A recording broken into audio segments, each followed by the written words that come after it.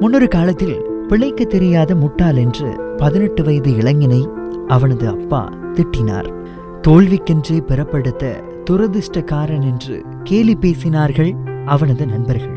அந்த இளைஞன் அடைந்த தொடர் தோல்விகளை உலகத்தில் வேறு யாராவது அனுபவித்திருந்தால் அப்போதே தற்கொலை செய்து கொண்டிருப்பார்கள்.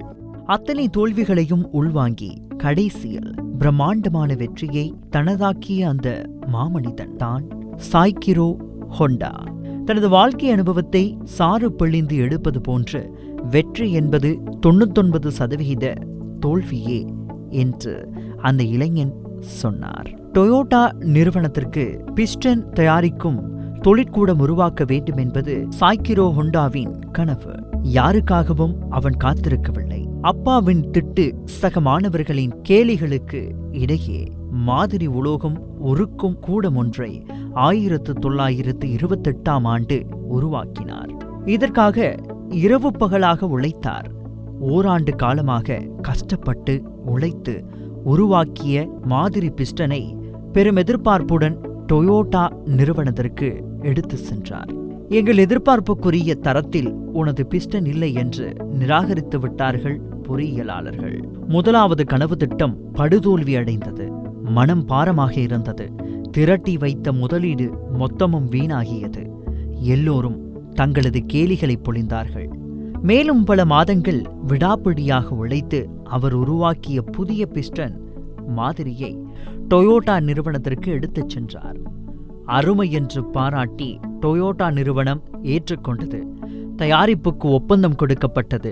மனதிற்குள் சிறிய வெற்றி களிப்பு கொண்ட சாய்கிரோ ஹோண்டா பெரிய தொழிற்கூடம் கட்டினால்தான் அவர்கள் கேட்கும் எண்ணிக்கையிலான பிஸ்டன் தயாரிக்க முடியும்.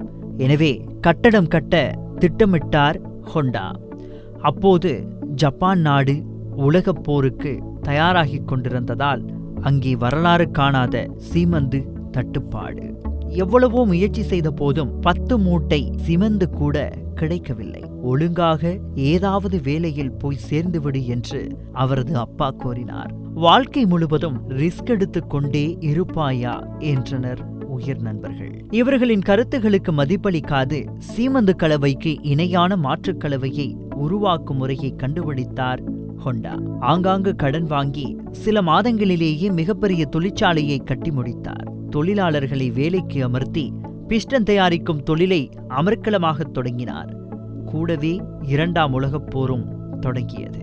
அமெரிக்கா போட்ட குண்டு ஹோண்டாவின் தொழிற்சாலையில் பெரும் பகுதியை உடைத்து நாசமாக்கியது. ஹோண்டாவின் வாழ்க்கை முடிந்ததென்று பேசிக்கொண்டார்கள் நண்பர்கள்.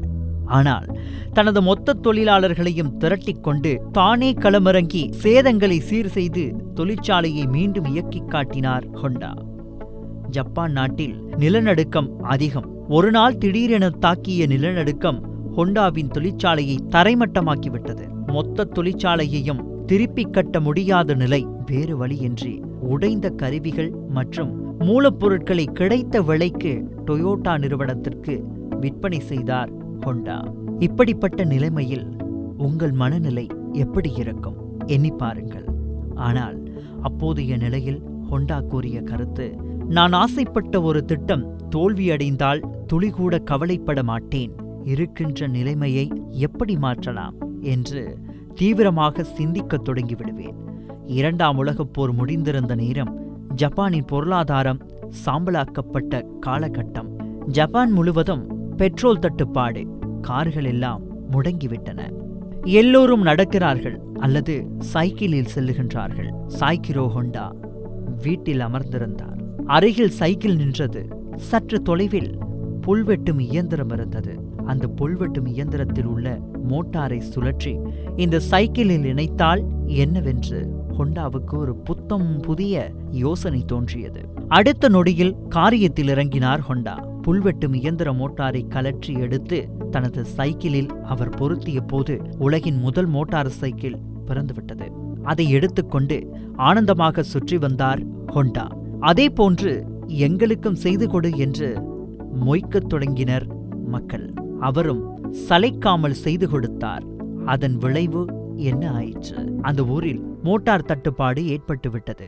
இதையே பெரிய தொழிலாக மாற்றினால் என்ன என்று சிந்தித்தார் ஹோண்டா.